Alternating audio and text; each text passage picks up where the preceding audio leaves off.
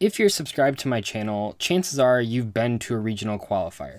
However, I know that some of you haven't been, and obviously people that aren't subscribed to me are going to stumble on this video, and they might have not been to a regional qualifier. So today, which is actually the day that I'm currently attending a regional in Garden City, Michigan, I want to talk about why I love regional qualifiers. Now, regional qualifiers are sort of like the gateway into competitive Yu-Gi-Oh! For a lot of casual players, and that's for a couple reasons. YCSs and World Championship qualifiers are only ran a couple times a year, and they're 2-day events, and they're not ran in all different cities. It's usually just one city that weekend, and then a month or two later, another city.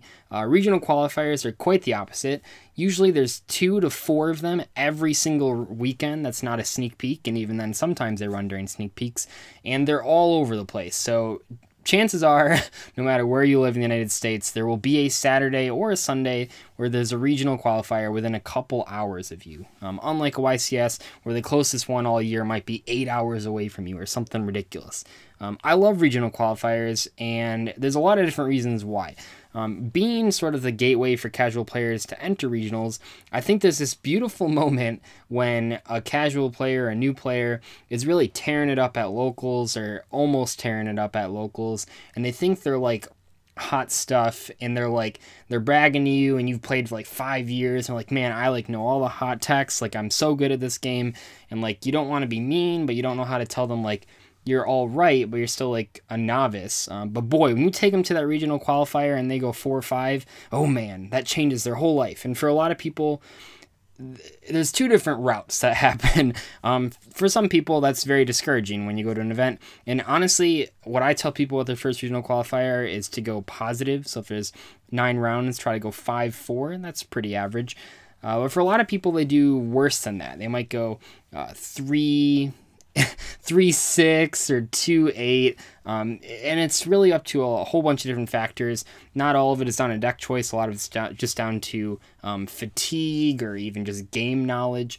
But that's really humbling for a lot of people. But some of them, they'll be very discouraged when that happens. They'll say this game's way too hard, or I got sacked every round, or everyone else just spent more money than me, and they might quit the game after that. However, for the vast majority of people that I have taken in regional qualifiers, it usually gets them excited, because it's no fun being unchallengeable in a game, basically. So, I mean, it is kind of cool to, like, win, but imagine if you're playing Connect 4 with your friends and they don't know how to play it, and you beat them every single round, and you just think you're the best, and no one ever beats you.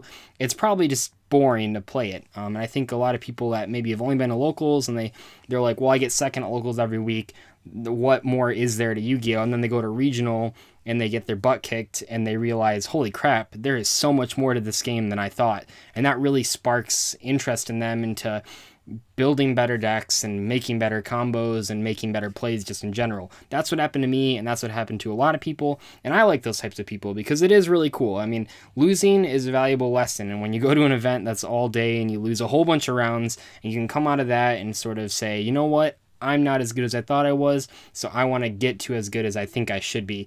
That's awesome. I think that's like one of the coolest aspects about regionals, but one of the other things for people like me is that you don't really have a lot of pressure.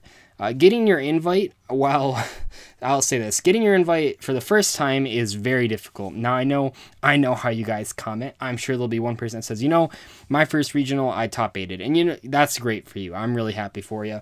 And I'm sure there's plenty of people that also got their invite, like even just like top 32, which isn't like a real top, but I mean, you at least got your invite on the first time. That's fine too. But for a lot of people, for the vast majority of people, getting that first invite is really tough. However, once you get that first invite, I find that all of the other ones are exponentially easier. I've seen it happen so many times.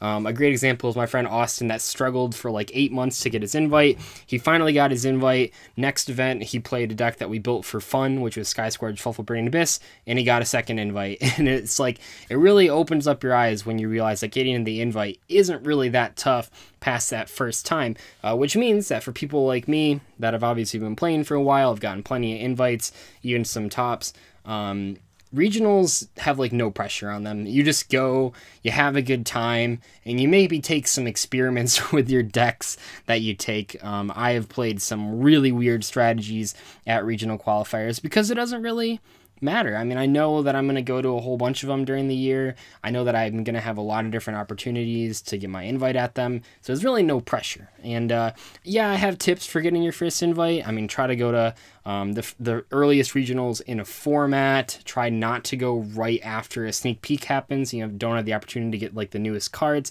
There's like a lot of different tips. I guess the other one would be like make sure you stay hydrated and well fed, not with like greasy foods. But overall, I'd say for most people that have been playing this game for a couple years and have gotten a few invites, regionals are just sort of a relaxing event. But they're different from locals because there's so many people at them. And that's another thing that's really cool about regionals. You can meet so many new people. I've met a lot of friends at regionals, and now that I'm like a larger YouTuber, and even when I was a smaller YouTuber, I met a lot of different people that were subscribed to my channel, which was really cool. Sign a lot of cards, do stuff like that. That's awesome. But just meeting new people is great because a lot of times you don't know everyone that plays in your state or maybe in the accompanying states that are near yours. But when you go to the regionals, you'll see the same people over and over again. And while they are competitive, maybe at the top tables, the majority of regionals is just kind of casual. Each round isn't super serious. It's not a 2-day event with a lot of prizes on the lines. I mean, in most cases, unless the tournament organizer throws in extra prizes, there really aren't any prizes. I mean, there's the deck boxes and the mats, but that's like such a small portion of the room is going to get that. So overall, people are just sort of casually playing for their invite, except maybe the people that are, this is like their 4th regional that they're trying to get their invite at and they're taking it really seriously. And I understand that. I hear you guys. By all means, try really hard at regionals.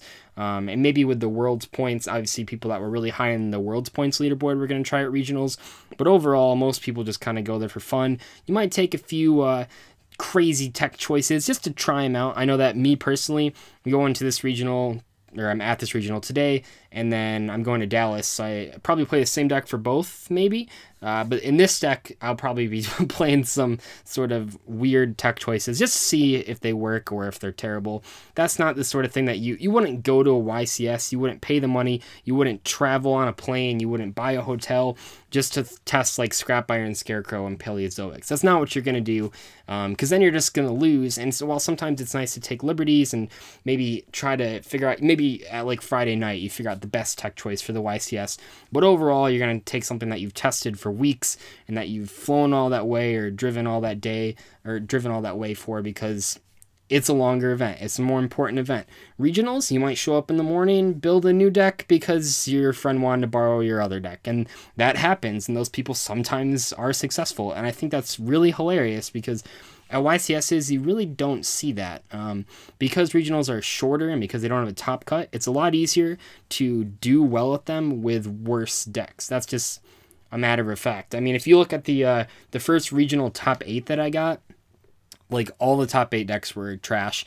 I mean, including mine, by the way. If you watch that my recent video talking about my first regional top 8, I mean, my deck was not good. My friend that also top 8, his deck was, I guess, probably the most okay of all top 8 decks. But there was like Heraldic Beasts in the top 8 and like random gadget decks.